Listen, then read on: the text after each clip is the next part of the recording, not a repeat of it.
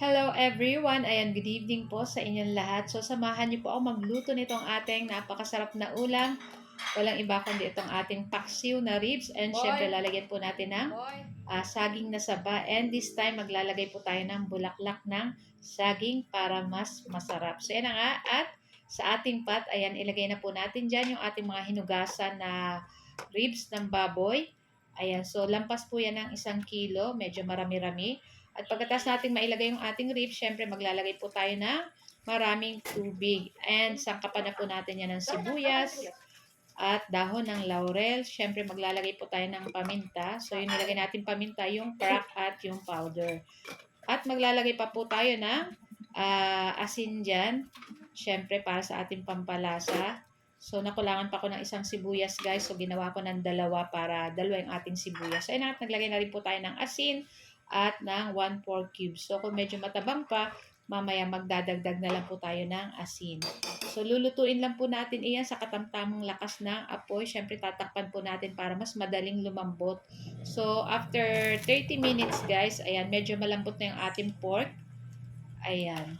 So pwede na po nating ilagay dyan yung ating bulaklak ng saging. So yung ating bulaklak ng saging guys, ayan, hinuhugasan ko po para matanggal yung alat kasi sobrang alat po niyan. Tapos, ayan, ilagay na po natin diyan at nakakapadagdag bango and syempre masarap din po iyan. So, usually naglalagay po kami niyan sa mga humba or patatim, ayan.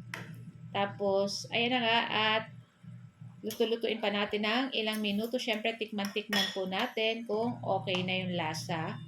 So, magdadagdag na lang po ako dyan ng, ayan, naglagay tayo ng 1 teaspoon sugar at konting asin pa guys kasi medyo matabang. And syempre, wag natin kalimutan maglagay ng suka. So, kanina naglagay na pala ako guys ng suka. So, pandalawang lagay ko na yun ng suka kasi gusto ko guys is medyo talagang maasim. So, dapat yung paksiw, nag-aagaw po talaga yung asim niyan. Ayan. So, ayan. So, tatakpan lang po uli natin iyan at lutuin lang natin ng ilang minuto pa yung ating mga ribs dyan.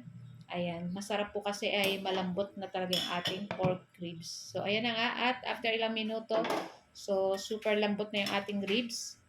Ayan, so saka natin ilalagay yung ating saging na saba. So, lutuin lang natin ng mga 5 to 10 minutes yung ating saging na saba. Ayan, so takpan lang po natin para syempre mas madaling maluto or malambot. Ayun, pasensya na po kayo sa ingay sa labas at ayan.